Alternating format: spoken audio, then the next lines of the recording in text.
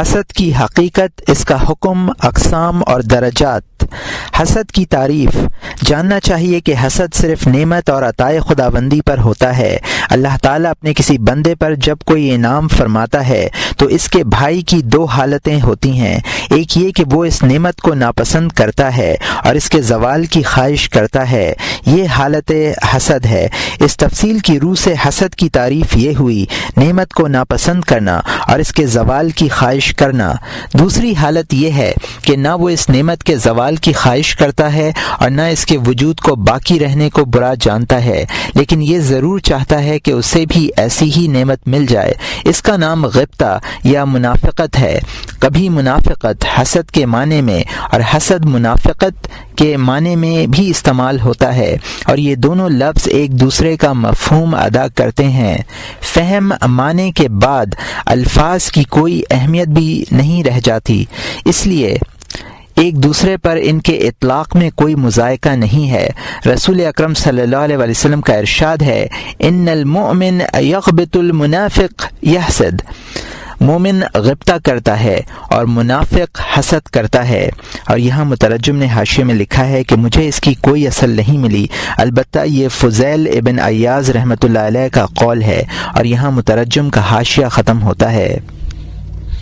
حسد ہر حال میں حرام ہے، البتہ اگر کوئی ایسی نعمت ہو جو کسی فاجر یا کافر کو مل گئی ہو اور وہ اس کی مدد سے فتنہ و فساد برپا کرتا ہو، لوگوں کے درمیان تفریق ڈالتا ہو، مخلوق کو ایذا پہنچاتا ہو، ایسی کسی نعمت پر تمہارا اظہار ناپسندیدگی اور اس کے زوال کی آرزو کرنا بجا ہے، کیونکہ اس صورت میں تمہاری ناپسندیدگی اور زوال کی خواہش اس لیے نہیں ہوگی کہ وہ چیز نعمت ہے، بلکہ اس لیے ہوگی کہ وہ اس نعمت کو فتنہ و فساد کا ذریعہ بنائے ہوئے ہے۔ اگر اس کے فتنہ و فساد کا خوف نہ ہو تو تمہیں اس کی نعمتوں سے دکھ بھی نہیں ہوگا، اور نہ تم یہ چاہو گے کہ وہ نعمتیں اس سے چھین لی جائیں۔ حسد کی حرمت کے دلائل۔ حسد کی حرمت پر وہ روایات دلالت کرتی ہیں جو ہم نے نقل کی ہیں۔ علاوہ ازیں کسی کی نعمت کو برا سمجھنے کا مطلب یہ ہے کہ تم اللہ کے اس فیصلے کو برا سمجھتے ہو کہ اس نے بعض چیزوں میں اپنے کچھ بندوں کو دوسروں پر فضیلت دی ہے، اور یہ ایک ایسی حقیقت ہے کہ اسے کراہت و ناپسندیدگی کے عذر کی بنیاد بھی نہیں بنایا جا سکتا، اور نہ شریعت اس کی اجازت دے سکتی ہے کہ تم الہی احکام میں دخل دو اور انہیں اپنی خواہشات کے معیار پر جانچو۔ اس سے بڑھ کر اور کون سا گناہ ہوگا کہ تم اپنے مسلمان بھائی کو راحت میں نہیں دیکھ سکتے، اس کی دولت تمہاری آنکھوں میں خار کی طرح کھٹکتی ہے، حالانکہ تمہیں اس سے کوئی نقصان نہیں ہے۔ قرآن پاک میں بھی حسد کی زبردست مذمت کی گئی ہے۔ ارشاد ہے، ان تمسسکم حسنۃ تسوہم وان تصبکم سیئۃ یفرحوا بہا، پارہ نمبر 4 رکوع نمبر 3 آیت نمبر 120۔ اگر تم کو کوئی اچھی حالت پیش آتی ہے تو ان کے لیے موجب رنج ہوتی ہے، اور اگر تم کو کوئی ناگوار حالت پیش آتی ہے تو اس سے خوش ہوتے ہیں۔ یہ خوشی شماتت کے باعث تھی۔ شماتت کے معنی ہیں کسی کی مصیبت پر خوش ہونا۔ اس صورت میں شماتت و حسد ایک دوسرے کے لازم و ملزوم ہیں۔ ارشاد فرمایا، وَدَّ كَثِيرٌ مِّنْ أَهْلِ الْكِتَابِ لَوْ يَرُدُّونَكُم مِّن بَعْدِ إِيمَانِكُمْ كُفَّارًا حَسَدًا مِّنْ عِندِ أَنفُسِهِمْ، پارہ نمبر 1 رکوع نمبر 13 آیت نمبر 19۔ ان اہل کتاب میں سے بہترے دل سے یہ چاہتے ہیں کہ تم کو تمہارے ایمان لانے کے پیچھے پھر کافر کر دیں، محض حسد کی وجہ سے، جو کہ خود ان کے دلوں میں ہی جوش مارتا ہے۔ اس آیت میں اللہ تعالیٰ نے یہ خبر دی ہے کہ اہل کتاب کی یہ خواہش ہے کہ تم پھر سے کافر ہو جاؤ اور ایمان سے انحراف کر لو، حسد کی وجہ سے ہے۔ ارشاد فرمایا، وَدَّوْا لَوْ تَكْفُرُونَ كَمَا كَفَرُوا فَتَكُونُونَ سَوَاءً، پارہ نمبر 5 رکوع نمبر 9 آیت نمبر 79۔ وہ اس تمنا میں ہیں کہ جیسے وہ کافر ہیں تم بھی کافر بن جاؤ، جس میں تم اور وہ سب ایک طرح کے ہو جاؤ۔ حضرت یوسف علیہ السلام سے ان کے بھائیوں کے حسد کا واقعہ قرآن میں مذکور ہے۔ ان کے دل کی بات ان الفاظ میں بیان کی گئی ہے، اذ قالوا لیوسف واخوہ احب الی ابینا منا ونحن عصبۃ ان ابانا لفی ضلال مبین اقتلوا یوسف او اطرحوا ارضا یخل لکم وجہ ابیکم۔ پارہ نمبر 12، رکوع نمبر 12، آیت نمبر 8 اور 9۔ وہ وقت قابل ذکر ہے جب کہ ان کے بھائیوں نے کہا کہ یوسف اور ان کے حقیقی بھائی ہمارے باپ کو ہم سے زیادہ پیارے ہیں، حالانکہ ہم ایک جماعت کی جماعت ہیں۔ واقعی ہمارے باپ کھلی غلطی میں ہیں، یا تو یوسف کو قتل کر ڈالو یا کسی جگہ ڈال آؤ، تو پھر تمہارے باپ کا رخ خالص تمہاری طرف ہو جائے گا۔ حضرت یوسف علیہ السلام کے بھائیوں کو یہ بات اچھی معلوم نہ ہوئی کہ ان کے والد صرف یوسف سے محبت کرتے ہیں، اس لیے انہوں نے ارادہ کیا کہ حضرت یوسف علیہ السلام سے یہ نعمت چھین جائے اور وہ اپنے باپ کی نگاہوں سے دور چلے جائیں تاکہ ہمیں ہمارا کھویا ہوا مقام واپس مل جائے۔ ارشاد فرمایا، وَلَا يَجِدُونَ فِي صُدُورِهِمْ حَاجَةً مِّمَّا أُوتُوا۔ پارہ نمبر 28، رکوع نمبر 8، آیت نمبر 9۔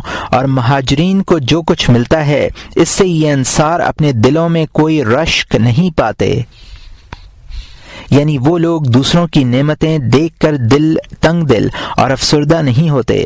اس آیت میں ان لوگوں کی تعریف کی گئی ہے جو حسد نہیں کرتے۔ انکار کے پیرائے میں فرمایا گیا، ام یحسدون الناس علی ما آتاہم اللہ من فضلہ۔ پارہ نمبر 5، رکوع نمبر 5، آیت نمبر 55۔ یا دوسرے آدمیوں سے ان چیزوں پر جلتے ہیں جو اللہ تعالیٰ نے ان کو اپنے فضل سے عطا فرمائی ہے۔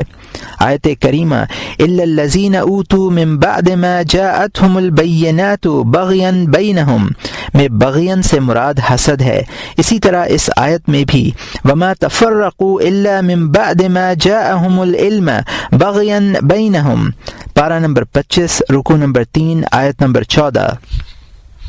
اور وہ لوگ بعد اس کے کہ ان کے پاس علم پہنچ چکا تھا آپس کی زدہ زدی سے باہم متفرق ہو گئے، یعنی اللہ نے انہیں علم اس لیے عطا کیا تھا کہ ان میں اتحاد پیدا ہو اور وہ اطاعت الہی پر یکجا ہو جائیں، ان کے دل ایک دوسرے سے مانوس ہوں۔ اس کے برعکس انہوں نے اپنے درمیان حسد اور تفریق کی دیواریں کھڑی کر لیں۔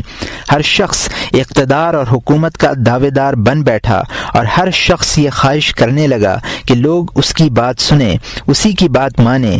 حضرت عبداللہ ابن عباس روایت فرماتے ہیں کہ سرکار دو عالم صلی اللہ علیہ وسلم کی بعثت سے پہلے یہود جب کسی قوم سے جنگ کرتے تو اس طرح دعا مانگتے، اے اللہ اس پیغمبر کے طفیل میں جسے بھیجنے کا تو نے وعدہ کیا ہے، اس کتاب کے طفیل میں جسے تو نازل کرنے والا ہے، ہمیں فتح دے۔ چنانچہ اس دعا کی برکت سے انہیں فتح ہوتی تھی۔ جب حضرت اسماعیل علیہ السلام کی اولاد میں سے حضرت صلی اللہ علیہ وسلم بحیثیت نبی تشریف لائے تو یہودیوں نے پیغمبرانہ علامات سے آپ کو پہچانا، لیکن پہچاننے کے باوجود انکار کیا۔ چنانچہ اللہ تعالیٰ کا ارشاد ہے، وَكَانُوا مِن قَبْلُ يَسْتَفْتِحُونَ عَلَى الَّذِينَ كَفَرُوا فَلَمَّا جَاءَهُم مَا عَرَفُوا كَفَرُوا بِهِ۔ حالانکہ اس سے پہلے وہ خود بیان کیا کرتے تھے کفار سے، پر جب وہ چیز آ پہنچی جس کو وہ پہچانتے ہیں تو اس کا صاف انکار کر بیٹھے۔ اس کے بعد ارشاد فرمایا، ان یکفروا بما انزل اللہ بغیا، پارہ نمبر 1، رکوع نمبر 11، آیت نمبر 79 اور 90۔ اور کہ کفر کرتے ہیں ایسی چیز کا جو حق تعالی نے نازل فرمائی محض حسد کی وجہ سے۔ اور یہاں مترجم نے حاشیے میں لکھا ہے کہ ابن اسحاق فی الیسر ان اکرم سعید ابن جبیر ان ابن عباس رضی اللہ عنہ، اور یہاں مترجم کا حاشیہ ختم ہوتا ہے۔ یہاں بھی بغین کے معنی ہیں حسد۔ حضرت صفیہ بنت حی نے حضرت صلی اللہ علیہ وسلم کی خدمت میں عرض کیا کہ ایک روز میرے والد اور چچا آپ کے پاس سے اپنے گھر واپس گئے تو میرے والد نے چچا سے پوچھا، تو ان محمد صلی اللہ علیہ وسلم کے سلسلے میں کیا کہتے ہو؟ انہوں نے کہا میرے خیال میں یہ وہی نبی ہیں جن کی آمد کی بشارت حضرت موسیٰ علیہ السلام نے دی تھی۔ والد نے کہا اب تمہارا کیا موقف ہوگا؟ کہنے لگے میں تو زندگی بھر ان کی دشمنی پر کمر بستہ رہوں گا۔ اور یہاں مترجم نے حاشیے میں لکھا ہے ابن اسحاق فی السیرہ، اور یہاں مترجم کا حاشیہ ختم ہوتا ہے۔ منافست حرام نہیں ہے، بلکہ یہ بعض حالات میں واجب اور بعض میں مستحب اور بعض میں مباح ہے۔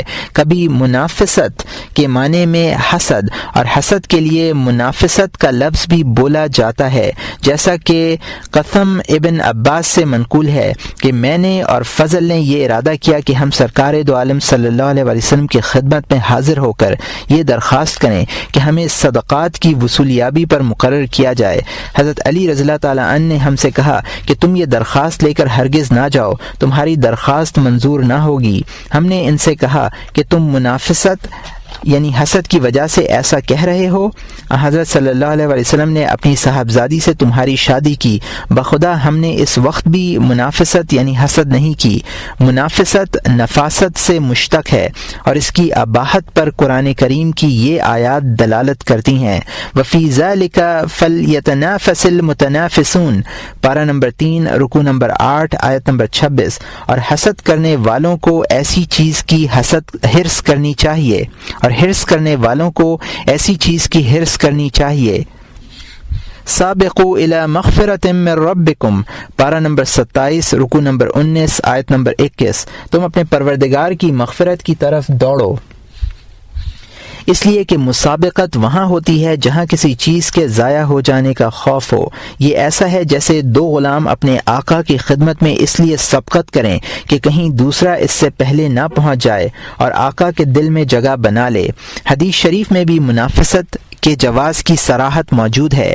ارشاد ہے لا حسد الا فی اثنین، رجل آتاہ اللہ مالا فصلتہ علی حلقته فی الحق، ورجل آتاہ اللہ علم فہو یعمل به ویعلمہ الناس۔ یہ بخاری و مسلم کی حدیث ہے جس کو ابن عمر رضی اللہ تعالی عنہ نے روایت کیا ہے۔ حسد صرف دو شخصوں میں ہے، ایک وہ شخص جسے اللہ نے مال دیا ہے اور پھر اسے راہ حق میں خرچ کرنے پر مسلط کر دیا ہے، اور دوسرا وہ شخص جسے اللہ نے علم عطا کیا ہے اور وہ اس پر عمل کرتا ہے اور لوگوں کو تعلیم دیتا ہے۔ ابو کشتہ الانصاری کی حدیث میں اس مضمون کی تفصیل ہے۔ فرمایا مثل هذه الامة مثل 4 رجل آتاه الله مالا وعلما فهو يعمل بعلمه في ماله، ورجل آتاه الله علما ولم يؤطه ماله فيقول رب لو أن لي مالا مثل مال فلانا لكنت أعمل فيه بمثل عمله فهما في الأجر سوا۔ اس امت کی مثال ان 4 آدمیوں جیسی ہے، ایک وہ شخص جسے اللہ نے مال اور علم دونوں عطا کیے ہوں اور وہ اپنے مال میں اپنے علم پر عمل کرتا ہو، اور دوسرا وہ شخص جسے اللہ نے علم دیا ہو مال نہ دیا ہو اور وہ یہ کہتا ہو کہ اے اللہ اگر میرے پاس فلاں شخص کی طرح مال ہوتا تو میں اسی طرح راہ خدا میں خیرات کرتا جیسے وہ کرتا ہے۔ یہ دونوں شخص اجر و ثواب میں برابر ہیں۔ دوسرے شخص نے مال کی خواہش کی ہے، اس کی خواہش نہیں کی کہ فلاں شخص سے مال چھین لیا جائے اور مجھے دے دیا جائے۔ اس کے بعد ارشاد فرمایا وَرَجُلَ آتَاهُ اللَّهُ مَالًا وَلَمْ يُؤْتِهِ عِلْمًا فَهُوَ يَنْفَقُهُ فِي مَعَاصِيِ اللَّهِ، وَرَجُلَ لَمْ يُؤْتِهِ عِلْمًا وَلَمْ يُؤْتِهِ أَلَا فَيَقُولُ لَوْ أَنْ لِي مَثْلَ مَالَ فُلَانٍ لَكُنْتَ أَنْفَقَهُ فِي مَثْلَ مَنْ أَنْفَقَهُ فِيهِ من المعاصی فہما فی العذر سوا۔ یہ ابن ماجہ اور ترمذی کی حدیث ہے۔ ایک شخص جسے اللہ نے مال دیا ہو علم نہ دیا ہو اور وہ اسے اللہ کی معصیت میں خرچ کرتا ہو، ایک وہ شخص جسے اللہ نے نہ علم دیا ہو اور نہ مال اور وہ یہ کہتا ہو کہ اگر میرے پاس بھی اتنا ہی مال ہوتا جتنا فلاں کے پاس ہے تو میں اپنا مال اسی طرح معاصی میں خرچ کرتا جس طرح وہ کرتا ہے۔ یہ دونوں شخص گناہ میں برابر ہیں۔ حضرت صلی اللہ علیہ وسلم نے اس چوتھے شخص کی اس لیے مذمت نہیں فرمائی کہ وہ مال کی آرزو رکھتا ہے، بلکہ اس لیے فرمائی کہ وہ مال پا کر اسی طرح معاصی میں خرچ کرنا چاہتا ہے جیسا تیسرا شخص کر رہا ہے۔ بہرحال کسی کی نعمت دیکھ کر پانے کی خواہش کرنا کوئی غلط بات نہیں ہے، بشرط یہ کہ وہ یہ نہ چاہتا ہو کہ مذکورہ نعمت اس کے پاس نہ رہے۔ اس روایت سے یہ ثابت کرنا مقصود ہے کہ حسد اور منافست کبھی کبھی ایک دوسرے کے لیے بولے جاتے ہیں، چنانچہ حدیث میں لفظ حسد ہے اور اس سے مراد منافست ہے۔ مسلمان کو کس نعمت پر غبطہ کرنا چاہیے؟ اگر کسی مسلمان کو کوئی ایسی نعمت حاصل ہے جس کا حاصل کرنا شرعاً واجب ہو، جیسے ایمان، نماز، زکوٰۃ وغیرہ، تو اس طرح کی نعمتوں میں غبطہ کرنا یعنی یہ چاہنا کہ یہ نعمتیں مجھے بھی حاصل ہو جائیں واجب ہے، اسی لیے کہ ان نعمتوں میں غبطہ نہ کرنے کے معنی یہ ہیں کہ وہ معصیت پر راضی ہے، اور معصیت پر راضی ہونا حرام ہے۔ اور اگر وہ نعمت فضائل سے تعلق رکھتی ہے، جیسے اچھے کاموں میں مال خرچ کرنا اور صدقہ و خیرات کرنا، اس میں منافست مندوب اور مستحب ہے، اور اگر کوئی نعمت ایسی ہے جس سے بہرور ہونا جائز ہو تو اس میں منافست مباح ہے۔ منافست کے جواز کا مبنی یہ امر ہے کہ آدمی دوسرے کی برابری اور نعمت میں شرکت چاہے اور وہ اس نعمت کو برا نہ سمجھتا ہو۔ گویا یہاں دو باتیں ہیں، ایک اس شخص کا اکرام جسے نعمت میسر ہے، اور دوسرے غیر کا نقص اور پیچھے رہ جانا۔ یہاں تک صاحب نعمت کی برابری چاہنے کا سوال ہے، اس میں کوئی مذائقہ نہیں ہے، البتہ مباحات میں دوسروں کی برابری کی خواہش سے فضائل میں ضرور کمی آتی ہے، کیونکہ اس طرح کی باتیں زہد، توکل اور رضا کے خلاف ہیں اور اعلیٰ مقامات کی راہ میں رکاوٹ ہیں، تاہم نافرمانی کا باعث نہیں ہیں۔ یہاں ایک اہم اور قابل توجہ نکتہ ہے، اور وہ یہ ہے کہ جب آدمی اپنی خواہش کے مطابق کسی نعمت کے حصول سے مایوس ہو جاتا ہے اور یہ چاہتا ہے کہ کسی طرح اس کا یہ نقص دولت سے محرومی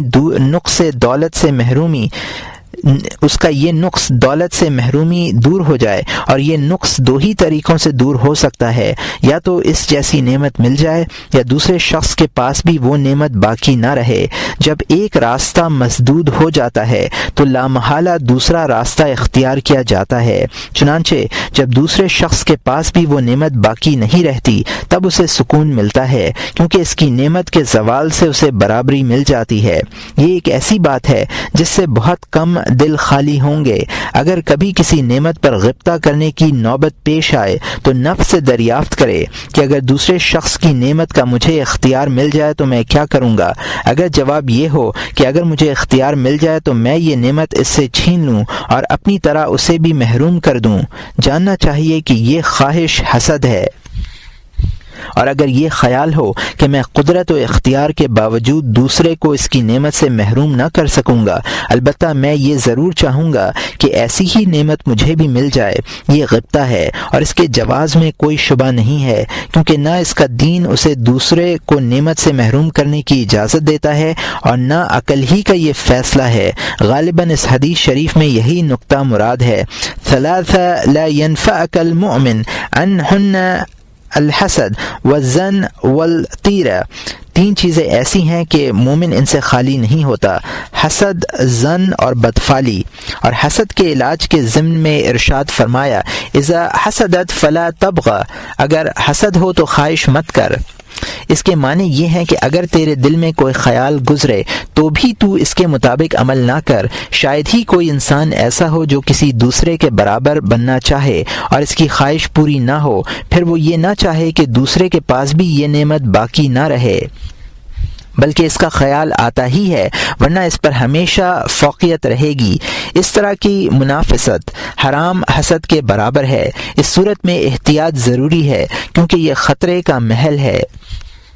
اکثر آدمی یہ چاہتا ہے کہ وہ اپنے سے اعلیٰ لوگوں کے برابر ہو جائے، کبھی کبھی وہ اس خواہش کی بنا پر حسد بھی کرنے لگتا ہے، بشرط یہ کہ ایمان میں راسخ اور تقوی میں کامل نہ ہو، اس طرح کی منافست ہرگز جائز نہیں ہے، خواہ دینی امور میں ہو یا دنیاوی امور میں۔ تاہم اگر یہ خیال دل میں گزر جائے اور اس کے مطابق عمل نہ ہو تو امید یہی ہے کہ معاف کر دیا جائے گا، کیونکہ عمل نہ کرنے کا مطلب یہ ہوگا کہ وہ شرع کی عائد کردہ پابندی اور عقل کے فیصلے پر عمل پیرا ہے، دل کے خیالات کا پابند نہیں ہے۔ شاید اس کا یہ عمل ہی ان توہمات اور خیالات کا کفارہ بن جائے۔ حسد کے مراتب۔ اب تک حسد کی حقیقت اور اس کا حکم بیان کیا گیا ہے، اب اس کے مراتب کی تفصیل ملاحظہ فرمائیں۔ حسد کے مراتب ہیں: پہلا مرتبہ یہ ہے کہ دوسرے شخص سے نعمت کا زوال چاہے، خواہ وہ نعمت اسے حاصل نہ ہو۔ اس طرح کے حسد میں انتہائی درجے کے خبیث لوگ مبتلا ہوتے ہیں۔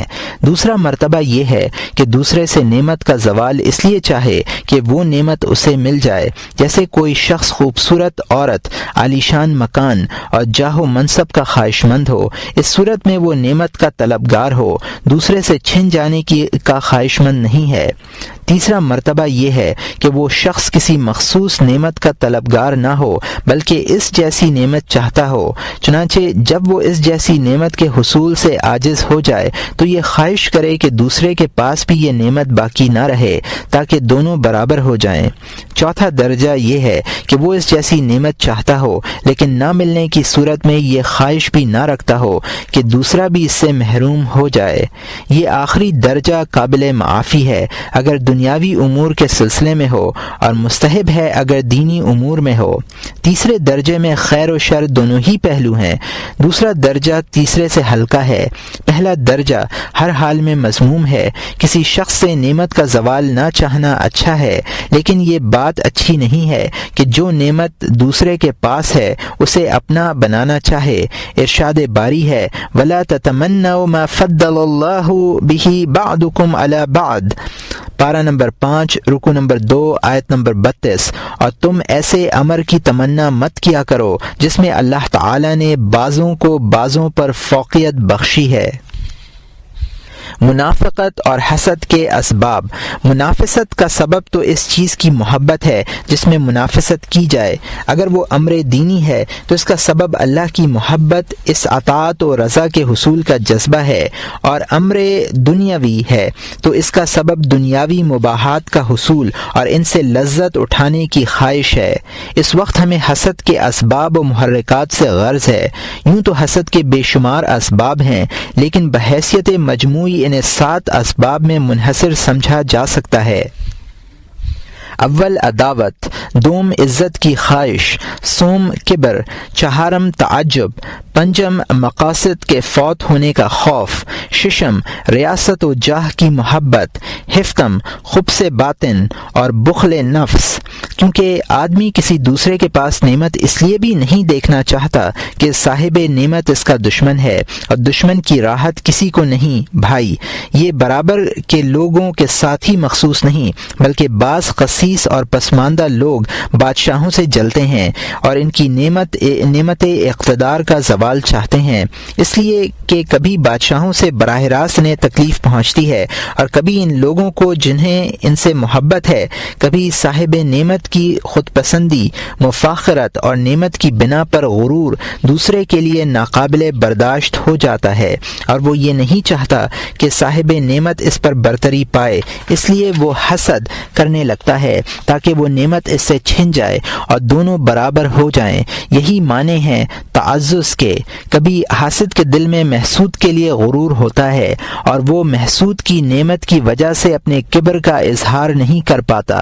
کبھی نعمت عظیم ہوتی ہے اور منصب اتنا بلند و برتر ہوتا ہے کہ محسود کے پاس اس نعمت اور منصب کا موجود ہونا حاسد کے لیے حیرت کا باعث بن جاتا ہے۔ یہی مراد ہے تعجب سے۔ کبھی یہ خوف ہوتا ہے کہ محسود اپنی نعمت کی بنا پر اس کے مقاصد کی راہ میں رکاوٹ نہ بن جائے۔ کبھی وہ ریاست و اقتدار کی طلب میں ناکامی پر دوسروں سے جلتا ہے۔ بعض اوقات ان میں سے کوئی سبب بھی موجود نہیں ہوتا بلکہ آدمی محض اپنے باطنی خبث اور نفسانی بخل کی بنا پر دوسروں سے بخل کرتا ہے۔ اب اس باب کی تفصیل سنیے۔ پہلا سبب بغض و عداوت۔ حسد کا یہ سبب دوسرے اسباب کی بنسبت سخت تر ہے۔ ہر وہ شخص جسے اذیت دی جائے یا اس کے مقاصد میں خلل ڈال دیا جائے تو اذیت دینے والے اور مقاصد کی راہ میں رکاوٹ کھڑی کرنے والے کا مخالف ہو جاتا ہے اور دل سے اسے برا جانتا ہے، اور کینہ و غضب اسے انتقام پر اکساتا ہے۔ اگر خود انتقام نہیں لے پاتا تو یہ چاہتا ہے کہ زمانہ ہی اس سے انتقام لے لے۔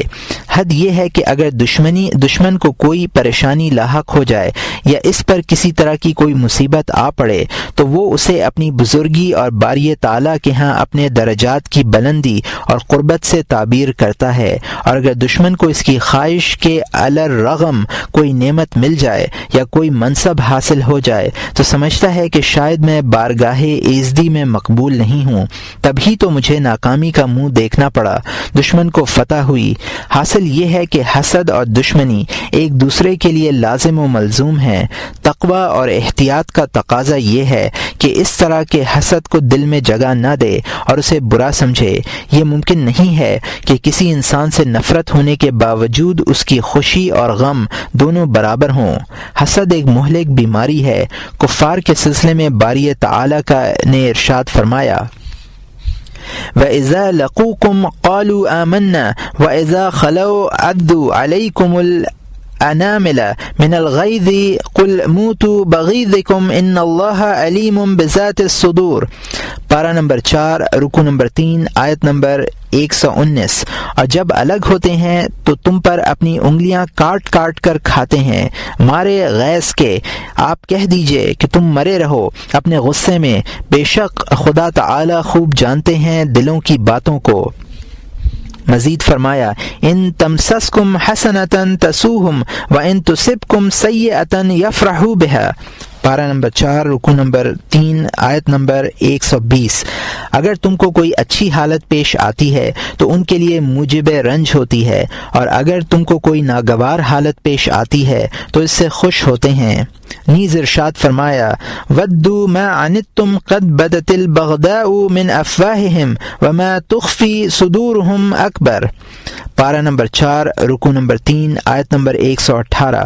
تمہاری مضرت کی تمنا رکھتے ہیں، واقعی بغض ان کے منہ سے ظاہر ہو پڑتا ہے، اور جس قدر ان کے دلوں میں ہے وہ تو بہت کچھ ہے۔ دشمنی کی وجہ سے جو حسد ہوتا ہے وہ عموماً کشت و خون اور جنگ و قتال پر منتہی ہوتا ہے۔ تمام عمر محسود کی نعمت ضائع کرنے کی تدبیروں میں صرف ہو جاتی ہے۔ چغلی، اہانت، مسلم اور غیبت جیسی برائیوں کا ارتکاب کرنا۔ دوسرا سبب تعزز۔ کبھی حسد اس وجہ سے ہوتا ہے کہ اپنے برابر والے کی عزت اور برتری گوارا نہیں ہوتی، یعنی حاسد یہ نہیں چاہتا کہ اس کے برابر حیثیت رکھنے والا کوئی شخص کسی نعمت کے حصول کے بعد اس پر اپنی بڑائی ظاہر کرے۔ مثلا کوئی برابر والا اگر کسی منصب پر فائز ہو جاتا ہے یا مال پا لیتا ہے یا علم حاصل کر لیتا ہے تو حاسد کو یہ اندیشہ ہوتا ہے کہ محسود کہیں اپنی اس نعمت کی بنا پر فخر و تکبر نہ کرنے لگے، اور وہ اگرچہ خود تکبر نہیں کرنا چاہتا لیکن اسے یہ بھی گوارا نہیں ہوتا کہ کوئی دوسرا اس پر تکبر کرے۔ وہ اس کی برابر اور مساوات پر تو راضی ہے لیکن اس کی برتری پر رضامند نہیں ہے۔ تیسرا سبب کبر۔ کبھی حسد کا سبب یہ ہوتا ہے کہ حاسد دوسرے کو ذلیل و حقیر سمجھتا ہے اور اس کی خواہش ہوتی ہے کہ دوسرا اس سے دب کر رہے، اس کی خدمت کرے اور ہر وقت تعمیل حکم کے لیے مستعد نظر آئے۔ اب اگر اتفاقاً اسے کوئی نعمت مل جائے تو حاسد کو یہ خوف ستاتا ہے کہ کہیں وہ شخص نعمت پا کر بدل نہ جائے اور اس کی مذمت کرنے یا حکم ماننے سے انکار نہ کر دے، یا برابری کا دعویٰ کر بیٹھے یا اپنی برتری کا اعلان کر دے۔ اب میں اس پر متکبر ہوں، پھر وہ مجھ پر متکبر ہو جائے گا۔ یہ خوف اسے حسد پر مجبور کرتا ہے۔ حضرت صلی اللہ علیہ وسلم سے کفار کی حسد کی یہی دو وجہیں تھیں، یعنی تعزز اور تکبر۔ ان کا کہنا یہ تھا کہ یہ یتیم لڑکا ہمارا سردار کیسے بن سکتا ہے، اور یہ کیسے ممکن ہے کہ ہم اس کے آگے سر جھکا دیں۔ قرآن کریم نے ان کے خیالات کی ان الفاظ میں تعبیر فرمائی، لولا نزل هذا القرآن على رجل من قریتین عظیم، پارہ نمبر 25 رکوع نمبر 9 آیت نمبر 31۔ یہ قرآن ان دونوں بستیوں کے کسی بڑے آدمی پر کیوں نہیں نازل کیا گیا؟ یعنی اگر آپ بڑے آدمی ہوتے تو ہمیں آپ کی اتباع کرنے میں کوئی عار نہ تھا۔ اس طرح قریش انتہائی حقارت کے ساتھ یہ کہا کرتے تھے، اَهَؤُلَاءِ مِّنَ اللَّهِ عَلَيْهِم مِّن بَيْنِنَا أَلَيْسَ اللَّهُ بِأَعْلَمُ بِالشَّاكِرِينَ، پارہ نمبر 7 رکوع نمبر 12 آیت نمبر 53۔ یہ لوگ ہیں کہ ہم سب میں سے اللہ تعالیٰ نے ان پر زیادہ فضل کیا ہے، کیا یہ بات نہیں ہے کہ اللہ تعالیٰ حق شناسوں کو خوب جانتا ہے؟ چوتھا سبب تعجب، کسی کو بلند مرتبے پر یا اچھی حالت میں دیکھ کر متعجب ہونا بھی حسد کا باعث بن جاتا ہے، جیسا کہ قرآن کریم میں ہے، ما انتم الا بشر مثلنا فقالوا انؤمن لبشرین مثلنا، پارہ نمبر 18 رکوع نمبر 3 آیت نمبر 47۔ نہیں ہو تم مگر آدمی ہماری طرح، چنانچہ وہ کہنے لگے کیا ہم ایسے دو شخصوں پر جو ہماری طرح کے آدمی ہیں ایمان لے آئیں؟ وَلَئِنْ أَطَعْتُمْ بَشَرًا مِّنْكُمْ إِنَّكُمْ إِذًا لَخَاسِرُونَ، پارہ نمبر 18 رکوع نمبر 13 آیت نمبر 34۔ اور اگر تم اپنے جیسے ایک آدمی کے کہنے پر چلنے لگو تو بے شک تم گھاٹے میں ہو۔ ان تمام آیات میں بیان کیا گیا ہے کہ پچھلی امتوں نے اپنے انبیاء کی دعوت محض اس لیے ٹھکرا دی کہ انہیں اپنے ہی جیسے انسانوں کے نبی بننے پر حیرت تھی۔ اس حیرت نے انہیں انبیاء سے حسد کرنے پر مجبور کیا اور وہ خواہش کرنے لگے کہ ان کے پاس یہ عظیم نعمت باقی نہ رہے۔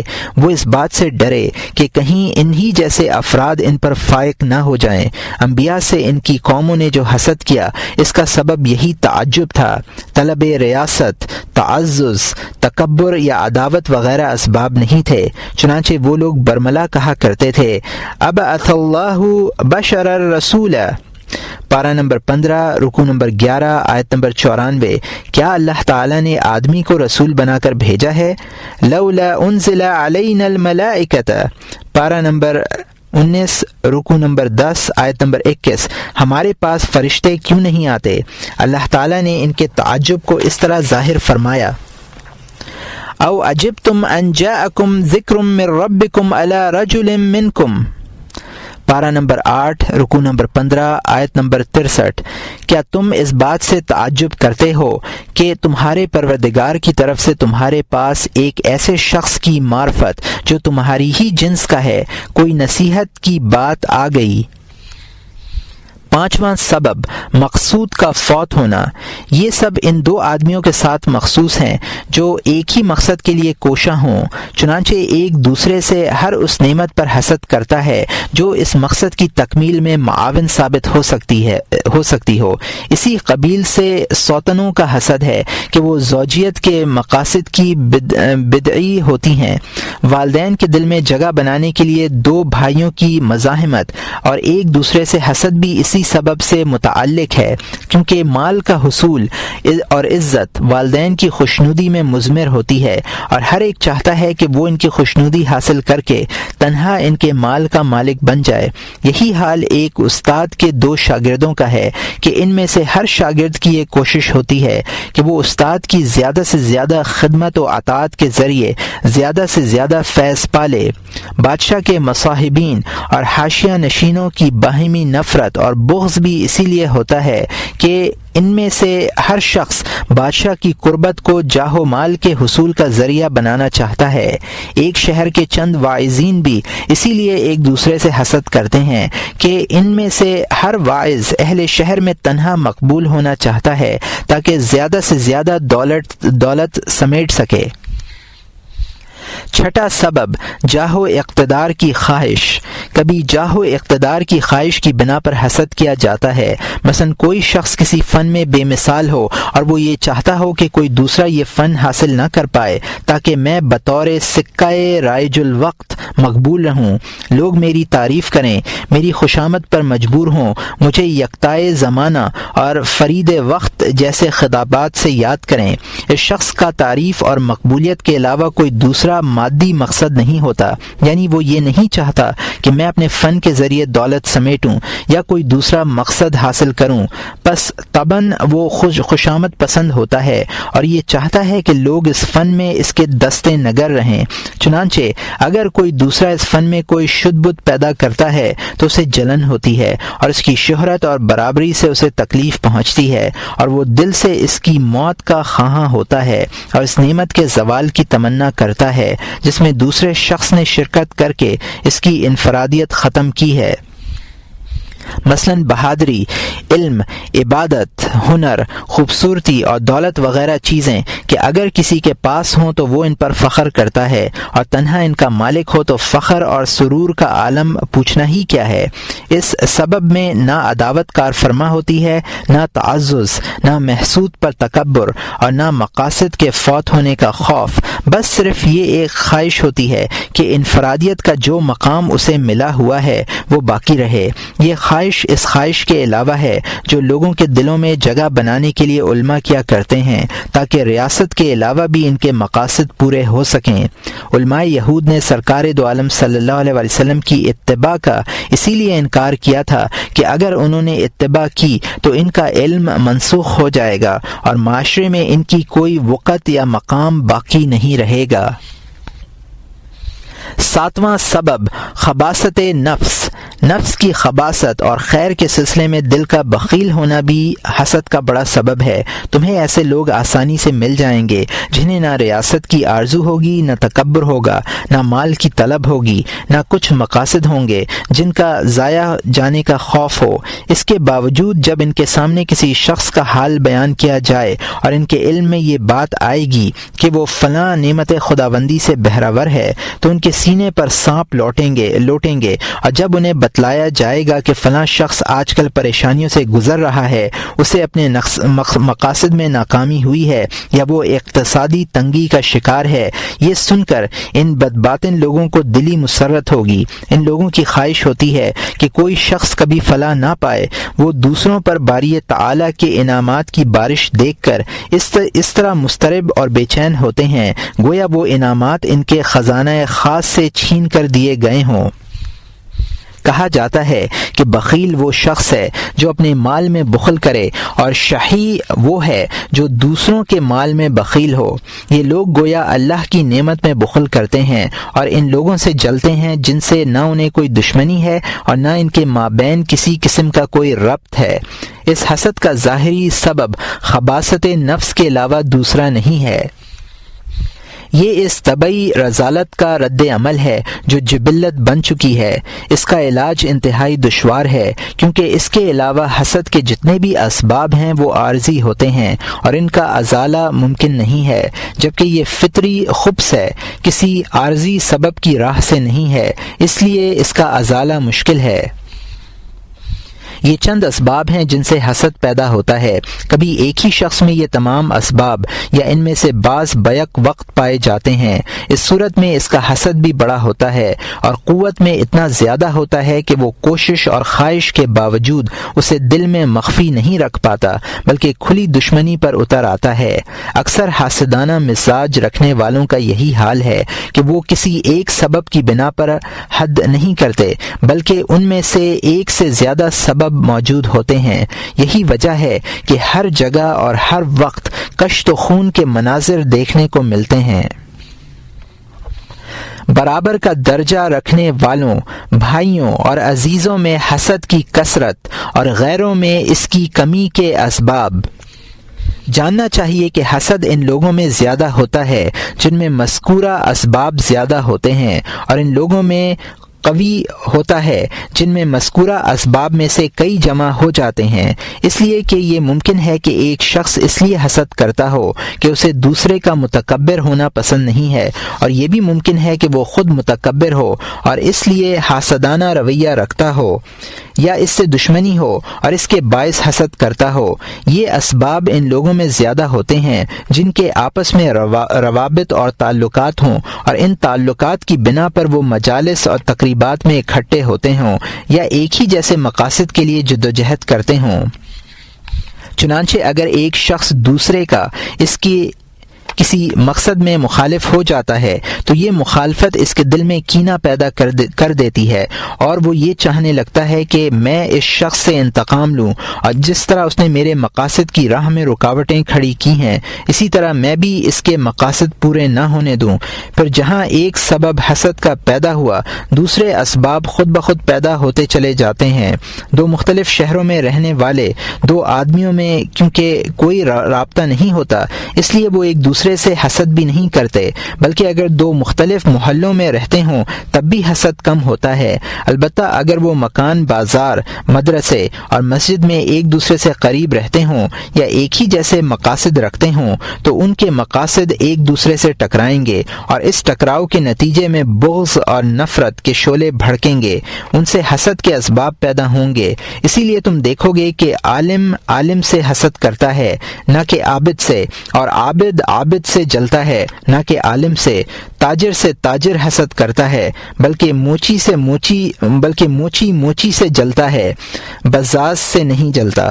اگر جلتا بھی ہے تو اس کے وجہ پیشے میں اتحاد کے علاوہ کوئی دوسری ہوتی ہے، اس لیے کہ بزاز کی غرض موچی کی غرض سے مختلف ہوتی ہے۔ مثلا کپڑا بیچنے والے کا مقصد مال کی کثرت ہے، اسی لیے اسے زیادہ سے گاہکوں کی ضرورت ہے۔ یہ گاہک اس کے حریف کے ہاں تو پہنچ سکتے ہیں، موچی کے ہاں نہیں جا سکتے۔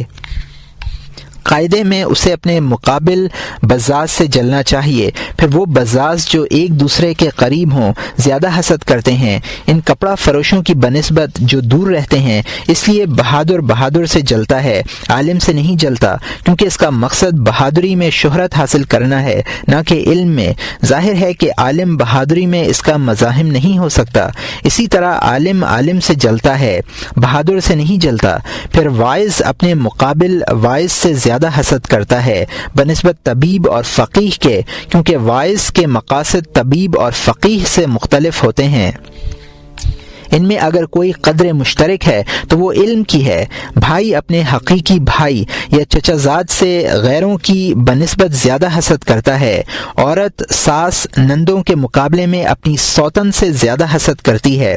بہرحال ان تمام محاسدات کی اصل عداوت ہے، اور عداوت کی بنیاد کسی ایک مقصد پر آپس کی مزاحمت سے پڑتی ہے، اور ایک غرض پر مزاحم وہی لوگ ہوتے ہیں جن میں باہم کوئی مناسبت ہو۔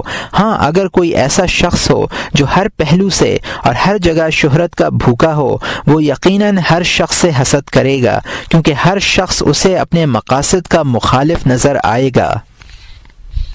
غور کیا جائے تو حسد کے یہ تمام اسباب دنیا کی محبت سے عبارت ہیں، اس لیے کہ دنیا ہی ایک ایسی چیز ہے جو اپنے شریکوں اور محبت کرنے والوں کو کافی نہیں رہتی، کتنی بھی وسیع کیوں نہ ہو جائے۔ اہل دنیا اس کی تنگی کا شکوہ کرتے رہتے ہیں، اس کے برعکس آخرت میں کوئی تنگی نہیں ہے، اس کی چیزوں میں بڑی گنجائش اور وسعت ہے۔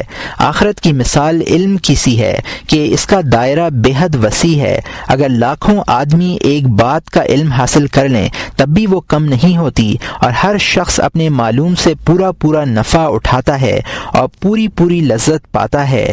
چنانچہ جو شخص اللہ کی معرفت، اس کی صفات، ملائکہ، انبیاء، آسمانوں اور زمین کے ملکوت کی معرفت رکھتا ہے، وہ اس معرفت میں کسی دوسرے سے حسد نہیں کرتا، اگر اس دوسرے کو بھی معرفت میسر ہو جائے، اس لیے کہ معرفت میں تنگی نہیں ہوتی، خواہ عارفین کتنے ہی کیوں نہ ہو جائیں، بلکہ صحیح معرفت رکھنے والوں کا حال تو یہ ہے کہ جتنے عارفین زیادہ ہوتے ہیں اتنی ہی انہیں لذت ملتی ہے۔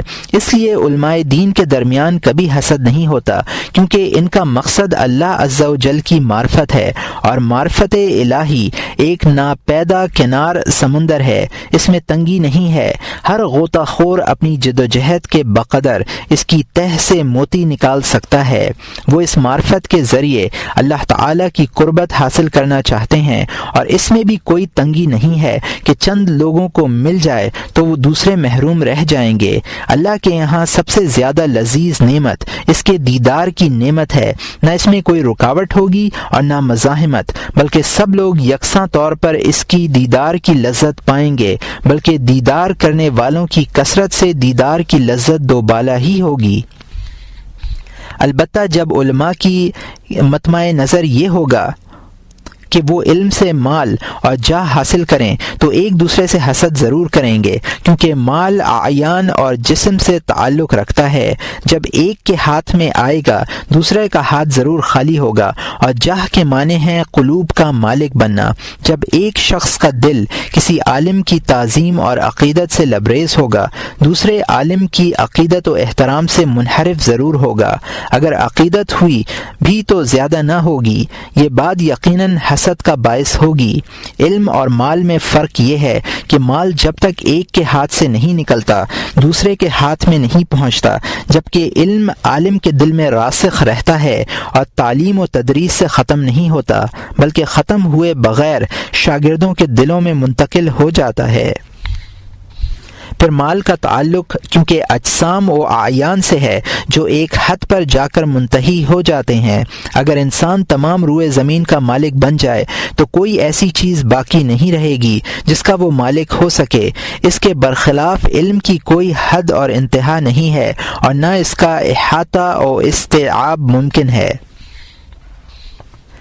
خلاصہ کلام یہ ہے کہ جو شخص اپنے نفس کو اللہ عز و جل کی جلالت شان، عظمت و الوہیت اور آسمان و زمین کے ملکوت میں غور و فکر کرنے کا عادی بنا لیتا ہے، اس کے نزدیک یہ فکر ہی اتنی لذت کا حامل بن جاتا ہے کہ کوئی دوسری لذت اس کا مقابلہ نہیں کر پاتی۔ اسی لیے اس کے دل میں کسی کے لیے حسد نہیں ہوتا، خواہ دوسرا شخص معرفت کے اس درجے پر فائز ہو جس درجے پر وہ خود ہے، لیکن خود اس کی لذت سے کیا کم ہوگا؟ کچھ بھی نہیں، اسے تو کچھ زیادہ ہی انسیت حاصل ہوگی۔ عجائب ملکوت میں فکر کرنے والوں کو جو لذت حاصل ہوتی ہے وہ ان لوگوں کی لذت سے بڑھ کر ہوتی ہے جو ظاہر کی آنکھوں سے جنت کے باغات اور پھل پھولوں کا مشاہدہ کریں گے۔ عارف کی جنت تو معرفت الہی ہے، یہ جنت کبھی فنا نہیں ہوتی۔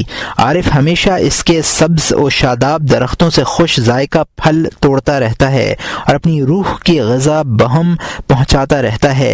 یہ وہ پھل ہیں جن کے بارے میں ارشاد فرمایا گیا، لا مقطوعۃ ولا ممنوعہ، پارہ نمبر 27 رکوع نمبر 14 آیت نمبر 33، جو نہ ختم ہوں گے اور نہ ان کی روک ٹوک ہوگی۔ قطوفها دانیہ، پارہ نمبر 29 رکوع نمبر 5 آیت نمبر 23، اس کے میوے جھکے ہوئے ہوں گے۔ اگر عارف اپنی ظاہری آنکھیں بند کر لے تو وہ روح سے جنت کا مشاہدہ کرتا ہے اور اس کے باغات کی سیر کرتا ہے۔ اس صورت میں اگر عارفین کی کثرت فرض کر لی جائے تو ان میں حسد پیدا ہونے کا سوال ہی نہیں اٹھتا۔ ان کا حال تو اس آیت کریمہ کا آئینہ دار ہوگا، وَنَزَعْنَا مَا فِي صُدُورِهِمْ مِنْ غِلٍّ إِخْوَانًا عَلَى سُرُرٍ مُتَقَابِلِينَ، پارہ نمبر 14 رکوع نمبر 4 آیت نمبر 47۔ اور ان کے دلوں میں جو کینہ تھا ہم وہ سب دور کر دیں گے کہ سب بھائی بھائی کی طرح رہیں گے، تختوں پر آمنے سامنے بیٹھا کریں گے۔ یہ حالت تو دنیا کی ہے، اس سے اندازہ لگایا جا سکتا ہے کہ جب آخرت میں پردہ اٹھا لیا جائے اور محبوب کے مشاہدے کی سعادت حاصل ہوگی تو کیا حال ہوگا۔ اس سے معلوم ہوا کہ جنت میں حسد نام کی کوئی برائی نہیں ہوگی۔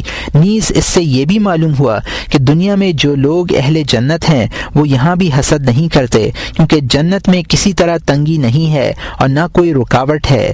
جنت سے اللہ کی معرفت حاصل ہوگی اور اللہ کی معرفت میں کوئی شخص دوسرے کا مزاحم نہیں بن سکتا۔ پھر کیا ضرورت ہے کہ اہل جنت حسد کریں؟ نہ انہیں دنیا میں حسد کرنے کی ضرورت ہے اور نہ آخرت میں۔ حسد ایک ایسی مذموم صفت ہے جس کی وجہ سے آدمی اعلیٰ علیین سے اسفل السافلین میں جا گرتا ہے۔ شیطان لعین کے واقعے پر نظر ڈالو کہ اس نے حضرت آدم علیہ السلام کے بلند مقام سے جل کر سجدہ کرنے سے انکار کر دیا تھا اور اللہ کی نافرمانی کی تھی۔ اس کے نتیجے میں ابدی ذلت اور دائمی رسوائی کے علاوہ کیا ملا؟ اس تفصیل سے یہ بھی ثابت ہوا کہ حسد صرف ان اغراض میں ہوتا ہے جو محدود ہوتی ہیں، اور جو ایک کو مل جائیں تو دوسرا ان سے محروم رہتا ہے۔ اس لیے تم دیکھتے ہو کہ لوگ آسمان کی زینت سے لطف اندوز ہونے میں ایک دوسرے سے حسد نہیں کرتے، بلکہ باغات کی سیر میں حسد کرتے ہیں، حالانکہ باغات اس وسیع و کشادہ زمین کا ایک معمولی حصہ ہیں، اور زمین اپنی تمام تر وسعت کے باوجود آسمان کے مقابلے میں انتہائی معمولی اور حقیر ہے، لیکن کیونکہ آسمان اتنا کشادہ ہے کہ ساری دنیا کے لوگ بیک وقت اسے دیکھنے لگیں، تب بھی وہ سب کو کفایت کر جائے اور ہر شخص اپنے مشاہدے کی قوت کے بقدر لطف اندوز ہو۔ اگر تم بصیرت رکھتے ہو، اپنے نفس پر مشفق اور مہربان ہو، تو تمہیں ایسی نعمت حاصل کرنی چاہیے جس میں کوئی زحمت نہ ہو، اور ایسی لذت کے طالب رہو جسے فنا نہ ہو، اور ایسی لذت کی حامل نعمت اللہ تعالیٰ کی ذات و صفات، اس کے افعال اور آسمان و زمین کے عجائب ملکوت کی معرفت ہی سے مل سکتی ہے۔ اگر تمہیں معرفت الہی کی خواہش نہیں ہے اور نہ تم اس کی لذت سے آشنا ہونا چاہتے ہو، معرفت الہی میں تمہاری رغبت ضعیف ہے، تو اس سلسلے میں تم معذور ہو، اس لیے کہ نامرد کو جمع کی لذت سے کوئی سروکار نہیں ہوتا، اور ناسمجھ بچے کو ملک و اقتدار کی خواہش نہیں ہوتی، اس لیے کہ ان لذتوں کا ادراک مرد کر سکتے ہیں، بچے اور مخنث نہیں کر سکتے۔ اسی طرح معرفت الہی کی لذت کا ادراک بھی صرف وہ لوگ کر سکتے ہیں جن کے بارے میں یہ آیت نازل ہوئی، رجال لا تلہیہم تجارت ولا بیع عن ذکر اللہ، پارہ نمبر 18 رکوع نمبر 11 آیت نمبر 37، جن کو اللہ کی یاد سے نہ خرید غفلت میں ڈالنے پاتی ہے اور نہ فروخت۔ شوق کا مرحلہ ذائقہ چکھنے کے بعد ہے۔ جس شخص نے ذائقہ ہی نہیں چکھا وہ معرفت کا طالب نہ ہوگا، اور جو معرفت کا طالب نہ ہوگا اسے اس کی لذت کا ادراک نہ ہوگا، اور جو ادراک نہیں کرے گا وہ محرومین کے ساتھ اسفل السافلین میں جا گرے گا۔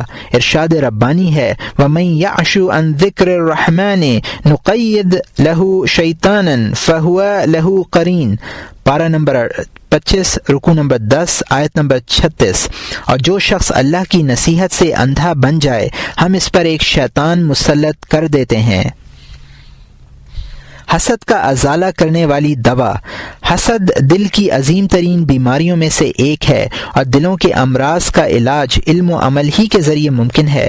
حسد کے مرض کے لیے علم نافع تمہارا یہ جاننا ہے کہ حسد دنیا میں بھی نقصان دہ ہے اور آخرت میں بھی مضر ہے، لیکن یہ ضرر صرف حسد کرنے والے کو ہوگا۔ جس سے حسد کرو گے اس کا کچھ بھی نہیں بگڑے گا، اور نہ اس کی دنیا تباہ ہوگی اور نہ دین برباد ہوگا، بلکہ وہ تمہارے حسد سے نفع اٹھائے گا۔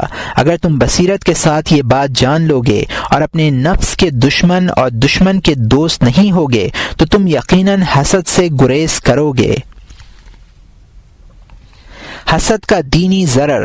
حسد کا دینی ضرر یہ ہے کہ تم اس کے ذریعے اللہ عز و جل کی ناراضگی مول لیتے ہو اور ان نعمتوں پر اپنی ناپسندیدگی ظاہر کرتے ہو جو اس نے اپنے بندوں پر تقسیم کی ہیں، اور اس کے عدل و انصاف پر انگلی اٹھاتے ہو جو اس نے اپنی مملکت میں اپنی مخفی حکمتوں کے ذریعے قائم کیا ہے۔ یہ ایک سنگین جرم ہے۔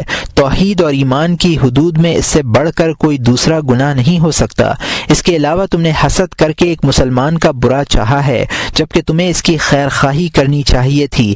تم نے انبیاء و اولیاء کے گروہ سے دوری اختیار کی۔ یہ لوگ بندگان خدا کے دوست اور ان کے خیر خواہ ہوتے ہیں۔ تم نے ابلیس اور کفار کا اشتراک قبول کیا، کیونکہ شیطان اور مشرکین اس کے علاوہ اور کچھ نہیں چاہتے کہ مسلمان مصیبتوں کا شکار ہوں اور وہ تمام نعمتیں ضائع ہو جائیں جو انہیں حاصل ہیں۔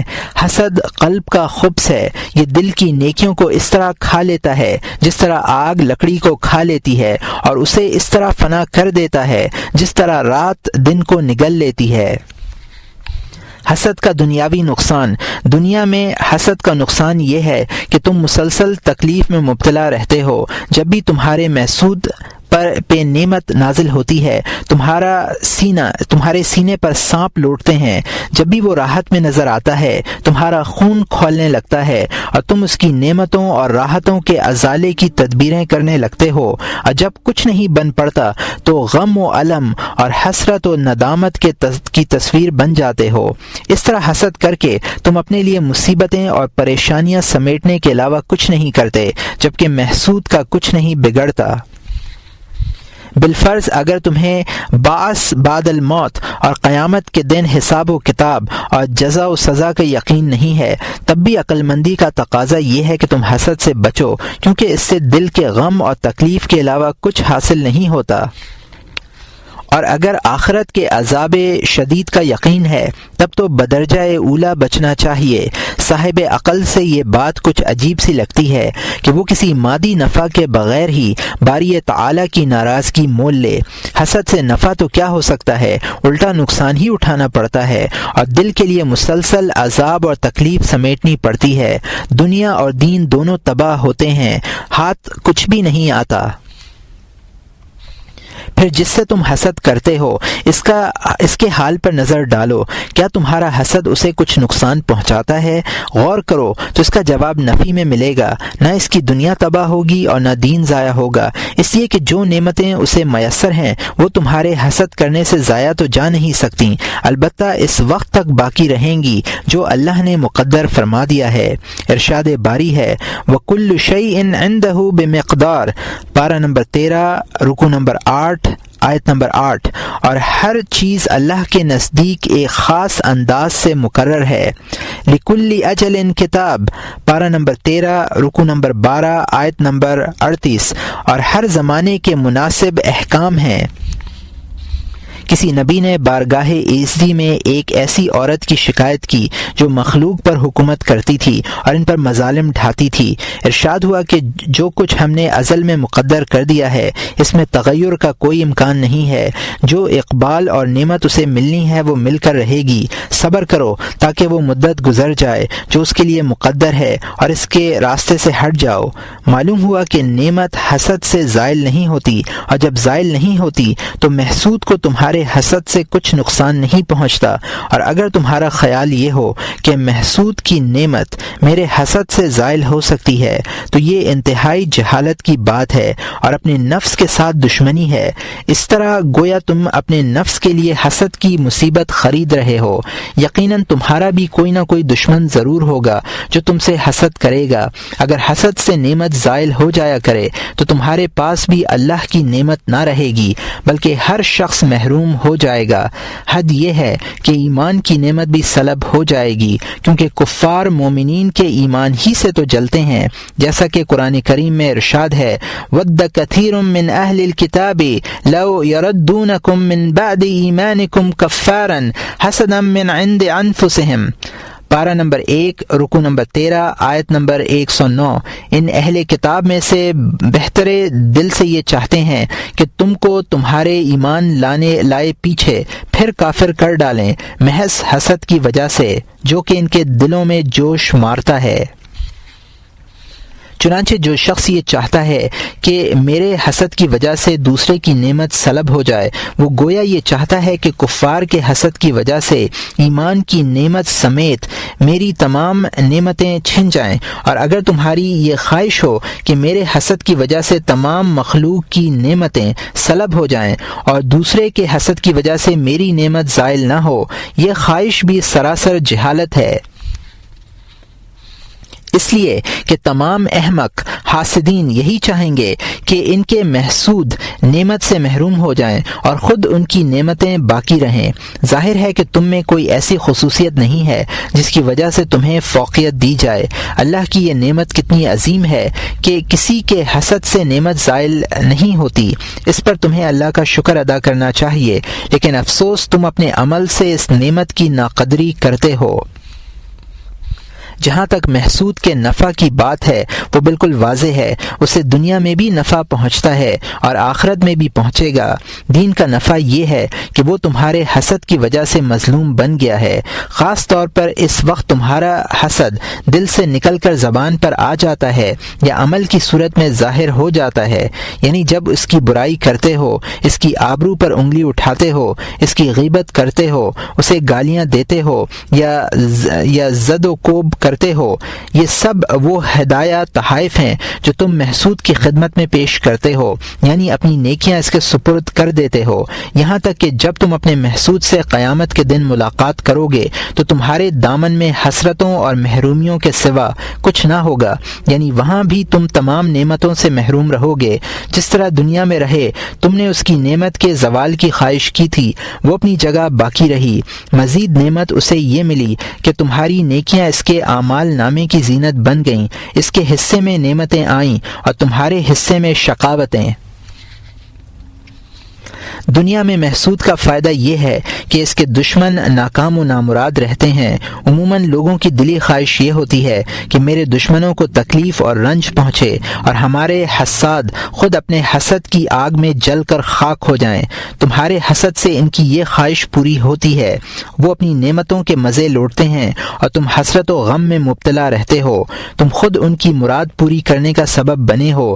اس لیے تمہارا دشمن تمہاری موت کا طلبگار نہیں ہوتا، بلکہ وہ یہ چاہتا ہے کہ تم طویل عمر پاؤ اور زندگی بھر حسد کی آگ میں سلگتے رہو۔ تم اس پر اللہ کے انعامات و عطایا کی بارش دیکھو اور تمہارا دل زخموں سے چور ہو جائے۔ اس لیے کہا گیا ہے لا مات اعداؤك بل خلدوا حتى يروا فيك الذي يكمد لا زلت محسودا على نعمة فإنما الكامل من يحسد۔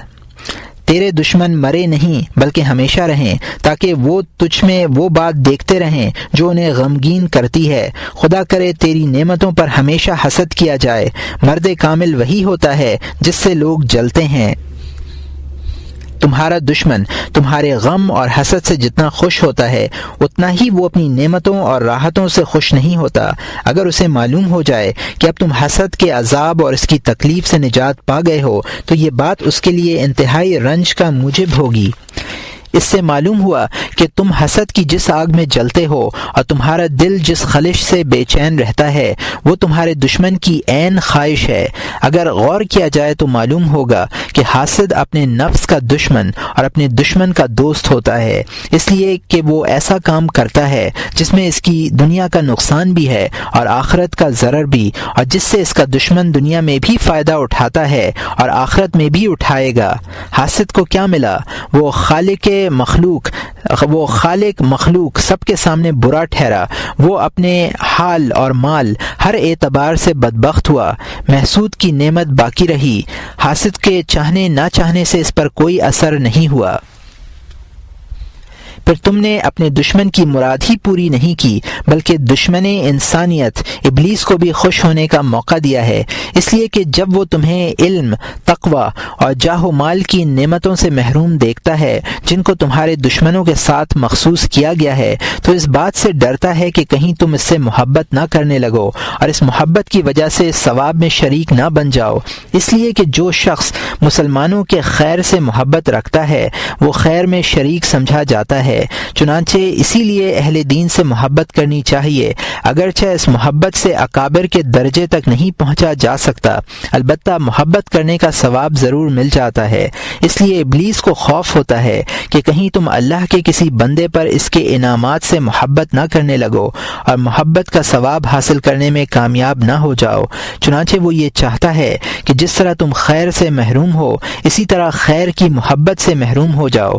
ایک اعرابی نے سرکار دو عالم صلی اللہ علیہ وسلم کی خدمت میں عرض کیا، یا رسول اللہ، فلاں شخص نیکوکاروں کی جماعت سے محبت کرتا ہے حالانکہ وہ ان میں سے نہیں ہے۔ آپ صلی اللہ علیہ وسلم نے جواب دیا، المرء مع من احب۔ یہ بخاری و مسلم کی حدیث ہے جس کو ابن مسعود رضی اللہ تعالی عنہ نے روایت کیا ہے۔ آدمی اس کے ساتھ ہے جس سے محبت کرے۔ ایک مرتبہ سرکار دو عالم صلی اللہ علیہ وسلم خطبہ ارشاد فرما رہے تھے، اسی دوران ایک اعرابی کھڑا ہوا اور اس نے عرض کیا، یا رسول اللہ قیامت کب ہوگی؟ آپ نے اس شخص سے دریافت کیا، کیا تم نے قیامت کے لیے کیا تیاری کی ہے؟ اس نے عرض کیا، میں نے نماز روزے تو بہت نہیں کیے، البتہ میں اللہ اور اس کے رسول سے محبت کرتا ہوں۔ آپ صلی اللہ علیہ وسلم نے فرمایا، انت مع من احببت، تو اس کے ساتھ ہے جس سے تو محبت کرتا ہے۔ حضرت انس فرماتے ہیں کہ اس دن مسلمان جتنے خوش ہوئے اتنے کسی دن نہیں ہوئے، کیونکہ ان کا بڑا مقصد ہی اللہ اور رسول اللہ کی محبت تھا۔ ہم حضرت ابو بکر رضی اللہ تعالیٰ عنہ اور حضرت عمر رضی اللہ تعالیٰ عنہ سے بھی محبت کرتے ہیں، حالانکہ ان کے نقش قدم پر نہیں چلتے۔ امید یہی ہے کہ اس محبت کی بنا پر ہم ان کے ساتھ ہوں گے۔ یہ بخاری و مسلم کی حدیث ہے جس کو انس رضی اللہ تعالیٰ عنہ نے روایت کیا ہے۔ حضرت ابو موسیٰ رضی اللہ تعالیٰ عنہ روایت کرتے ہیں کہ میں نے عرض کیا، یا رسول اللہ فلاں شخص نماز روزے تو نہیں کرتا، البتہ نمازیوں اور روزے داروں سے محبت کرتا ہے۔ آپ صلی اللہ علیہ وسلم نے فرمایا، ہوا مع من احب، یہ بخاری و مسلم کی حدیث ہے، وہ اس کے ساتھ ہے جسے چاہے۔ ایک شخص نے حضرت عمر ابن عبدالعزیز سے کہا کہ پہلے زمانے میں یہ بات مشہور تھی کہ اگر تم عالم بن سکتے ہو تو تمہیں عالم بننا چاہیے، عالم نہیں بن سکتے تو متعلم بن کر رہو، متعلم نہیں بن سکتے تو اہل علم سے محبت کرو، ان سے محبت نہیں کر سکتے تو کم سے کم اتنا ضرور کرو کہ ان سے نفرت مت رکھو۔ حضرت عمر ابن عبدالعزیز رحمۃ اللہ علیہ نے فرمایا، سبحان اللہ، اللہ تعالی نے بڑی راہ نکال دی ہے۔ اب دیکھو ابلیس نے تم سے کیسے حسد کیا، پہلے تو تمہیں خیر کی محبت کے ثواب سے محروم کیا، پھر اسی پر اکتفا نہیں کیا بلکہ تمہارے دل میں بھائی سے نفرت پیدا کی اور تمہیں اس نفرت کے اظہار پر اکسایا، یہاں تک کہ تم گناہ گار ہوئے۔ حاسد کے گناہ میں کیا شک ہے؟ ہو سکتا ہے تم کسی عالم سے حسد کرو اور تمہاری خواہش ہو کہ وہ دین میں کوئی غلطی کر بیٹھے تاکہ اس کی عزت و مقبولیت خاک میں مل جائے، یا وہ گونگا ہو جائے تاکہ علم کی کوئی بات اس کی زبان سے نہ نکلے، یا اتنا بیمار پڑے کہ پڑھانے کے قابل نہ رہے۔ اس سے بڑھ کر کیا گناہ ہو سکتا ہے؟ ہاں، اگر کوئی شخص عالم کے درجے تک نہ پہنچنے کی وجہ سے غمگین ہو تو گناہ اور عذاب آخرت سے محفوظ رہے گا۔ حدیث شریف میں ہے، اہل الجنت ثلاثہ، المحسن والمحب له والکافئ عنہ، اہل جنت تین طرح کے آدمی ہیں، ایک احسان کرنے والا، دوسرا اس سے محبت کرنے والا، تیسرا اس سے تکلیف دہ چیز روکنے والا۔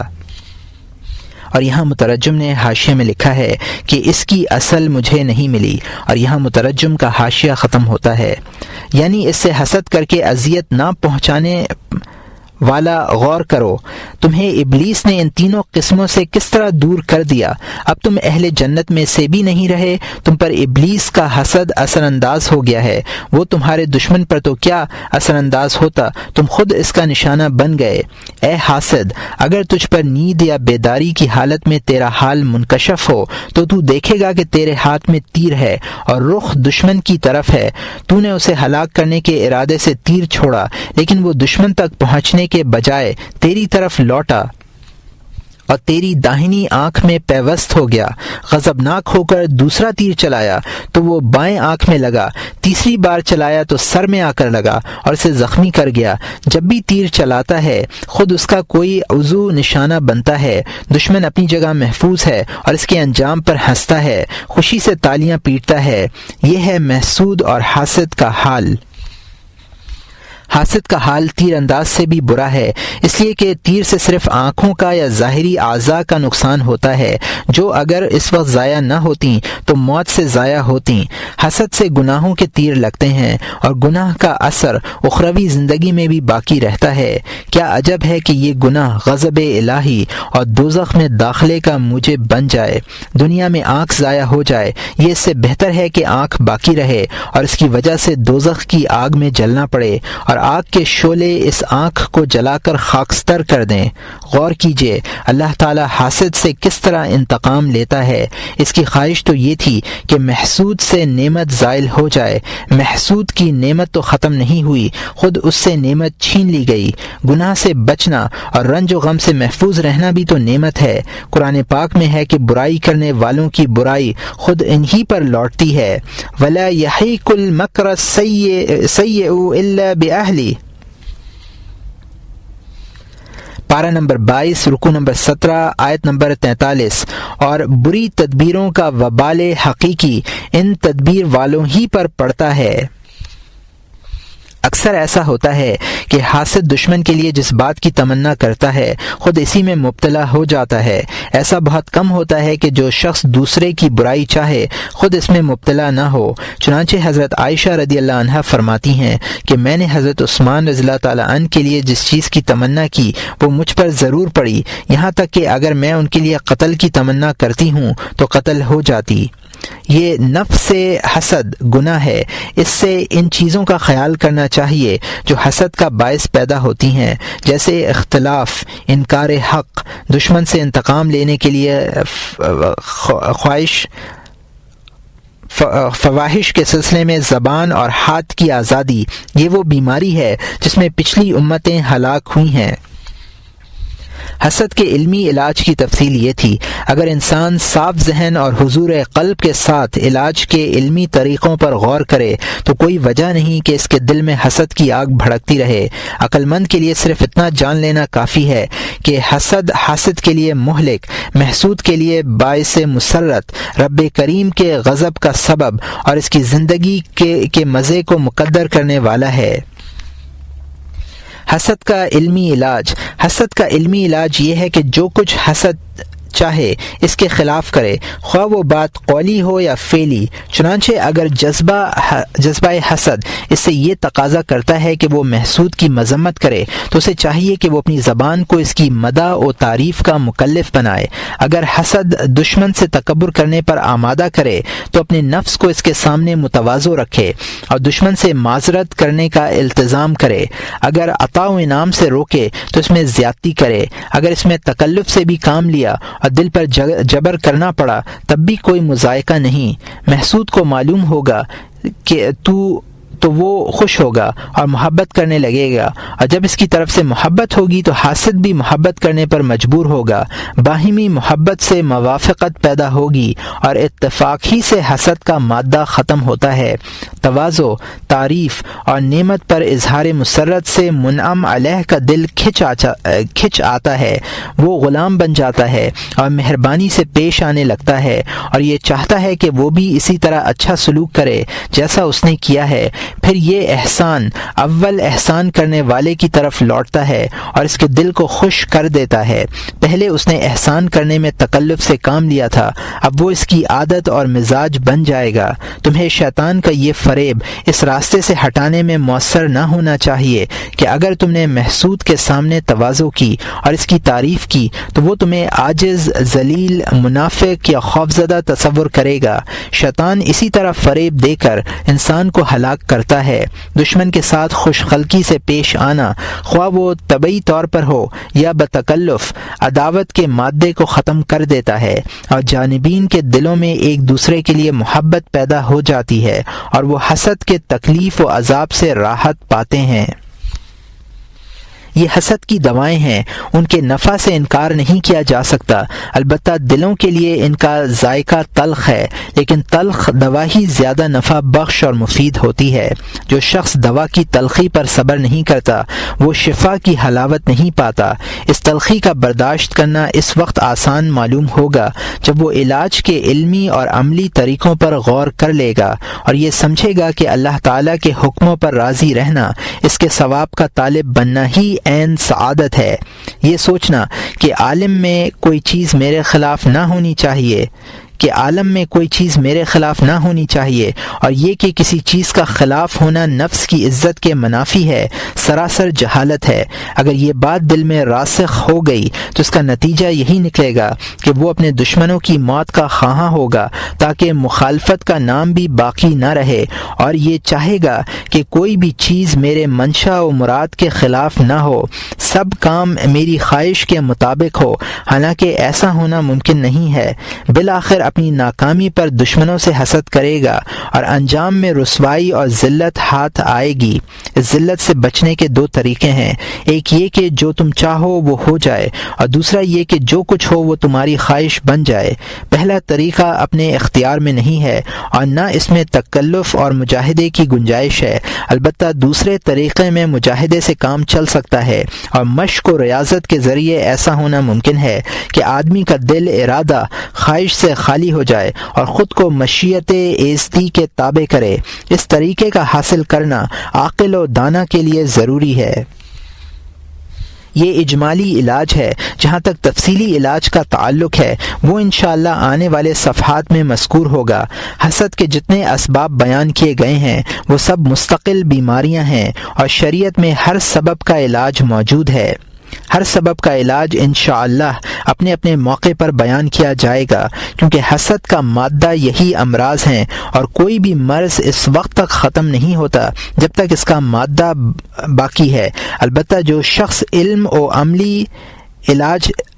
عملی طریقہ علاج اپنائے گا اس سے مرض کی شدت میں ضرور کمی آئے گی اور طبیعت میں کچھ نہ کچھ سکون ضرور پیدا ہوگا، لیکن کچھ دنوں کے بعد مادہ پھر زور پکڑے گا اور اس مرتبہ قابو پانا سخت مشقت کا باعث بن جائے گا۔ مثلا اگر ایک شخص جاہ کا طالب ہے اور اس شخص سے حسد کرتا ہے جسے جاہ میسر ہے، جو لوگوں کے دلوں میں اپنا مرتبہ و مقام رکھتا ہے، محسود کی جاہ و منزلت اسے بے چین کرتی رہے گی تا وقت یہ کہ اس سے یہ نعمت زائل نہ ہو جائے اور خود اسے حاصل نہ ہو جائے۔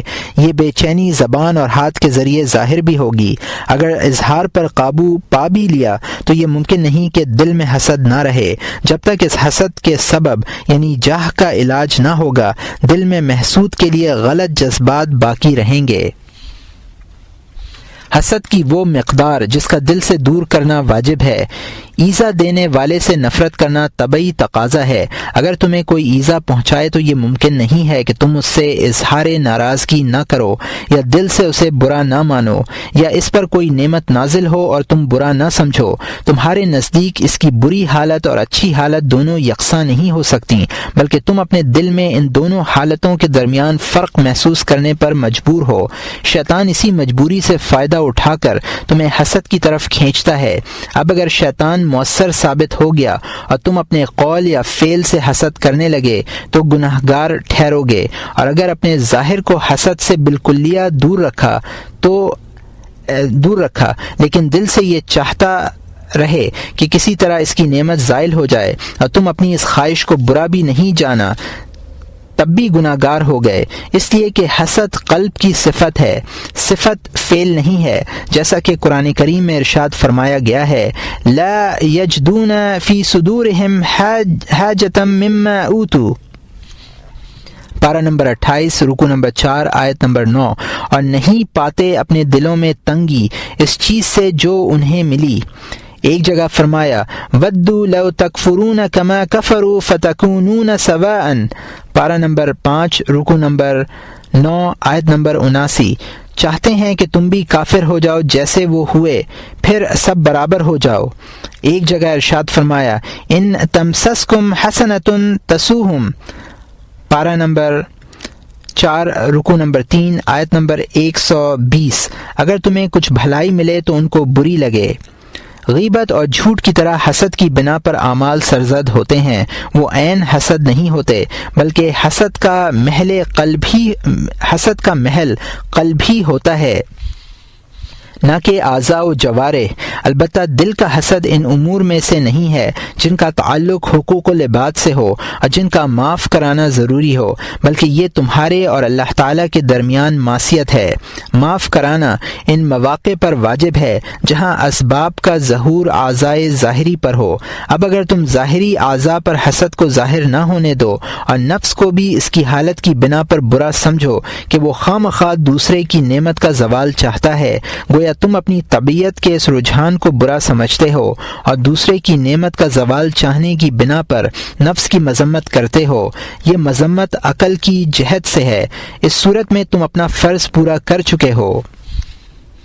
باقی جو کچھ ہے وہ تمہارے اختیار میں نہیں ہے۔ طبیعت کا اس طرح بدل دینا کہ اس کے نزدیک اچھا اور برا کرنے والے دونوں ایک ہو جائیں اور دشمنوں کی خوشی اور غم یکساں معلوم ہو، انسانی طاقت سے باہر ہے، بشرط یہ کہ آدمی دنیاوی لذات میں غرق رہے۔ ہاں، اگر اللہ تعالیٰ کی محبت میں اس طرح ڈوبا رہے جس طرح شراب پینے والا اپنی شراب میں غرق رہتا ہے اور اسے ما سوا کا ہوش باقی نہیں رہتا، تو اس کے قلب کی حالت بلا شبہ ایسی ہو جائے گی کہ وہ بندوں کے احوال کی طرف متوجہ ہی نہیں ہوگا، بلکہ سب کی طرف ایک ہی آنکھ سے دیکھے گا، اور وہ آنکھ ہوگی رحمت کی آنکھ۔ سب کو اللہ کا بندہ سمجھے گا، ان کے تمام اعمال و افعال کا منبع باری تعالیٰ کو قرار دے گا، اور اس حقیقت کا یقین رکھے گا کہ کائنات کا ہر ذرہ اللہ تعالیٰ کے ہاتھوں میں مسخر ہے اور اس کی مرضی و منشا کے بغیر ایک مکھی بھی پر نہیں ہلا سکتی۔ یہ حالت اگر کسی کو میسر بھی ہوتی ہے تو دائمی نہیں ہوتی، بجلی کی طرح چمکتی ہے، قلب پھر اپنی اصل حالت میں واپس آ جاتا ہے۔ دشمن شیطان اسے ورغلانے لگتا ہے، اس کے دل میں وسوسے ڈالنے لگتا ہے۔ چنانچہ اگر کسی نے شیطان کی ان حرکتوں کو برا سمجھا اور عقل کے تقاضے سے قلب کے اس میلان پر کراہت ظاہر کی تو گویا اس نے اپنا فریضہ ادا کر دیا۔ بعض لوگ یہ کہتے ہیں کہ جب تک حسد اعضاء پر ظاہر نہیں ہوتا تب تک کوئی گناہ نہیں ہوتا۔ حضرت حسن سے کسی نے حسد کے بارے میں سوال کیا تو آپ نے فرمایا اسے دل میں پوشیدہ رکھنا چاہیے، اگر پوشیدہ رہے گا تو کوئی ضرر نہیں ہوگا۔ بعض لوگوں نے اس روایت کو ان سے موقوفاً اور بعض نے مرفوعاً نقل کیا ہے۔ حضرت صلی اللہ علیہ وسلم نے فرمایا ثلاثة لا يخلو منهن مؤمن وله منهن مخرج فمخرجه من الحسد الا يبغي۔ تین باتیں ایسی ہیں جن سے کوئی مومن خالی نہیں ہوتا اور اس کے لیے ان باتوں سے نکلنے کا راستہ بھی ہے۔ حسد سے نکلنے کا طریقہ یہ ہے کہ خواہش نہ کرے، اور یہاں مترجم نے حاشیے میں لکھا ہے کہ یہ روایت ابھی گزری ہے، اور یہاں مترجم کا حاشیہ ختم ہوتا ہے۔ بہتر یہی ہے کہ اس سے مراد وہی لیا جائے جو اوپر مذکور ہوا، یعنی وہ حسد جسے آدمی دین اور عقل کے تقاضے سے برا سمجھتا ہو اور طبیعت کی خواہش کو ناپسند کرتا ہو۔ یہ کراہت اسے خواہش اور ایذا سے روکتی ہے، ورنہ روایت میں جو تفصیلات مذکور ہیں ان سے تو یہ ثابت ہوتا ہے کہ ہر حسد کرنے والا گناہ گار ہے۔ پھر حسد قلب کے وصف کا نام ہے، فعل کا نام نہیں ہے۔ چنانچہ جو شخص مسلمان کی برائی چاہے گا وہ حاسد ٹھہرے گا۔ اس تفصیل کا حاصل یہ نکلا کہ اس حسد کے بارے میں اختلاف ہے جو دل میں ہو اور اعضاء پر اس کا ظہور نہ ہوا ہو، آیا وہ گناہ کا سبب بنے گا یا نہیں۔ بظاہر آیات اور احادیث سے یہی پتہ چلتا ہے کہ جو شخص کسی مسلمان کا دل سے برا چاہتا ہے اور اپنے اس عمل کو بھی برا نہیں سمجھتا، وہ اس قابل نہیں ہے کہ اسے معاف کر دیا جائے۔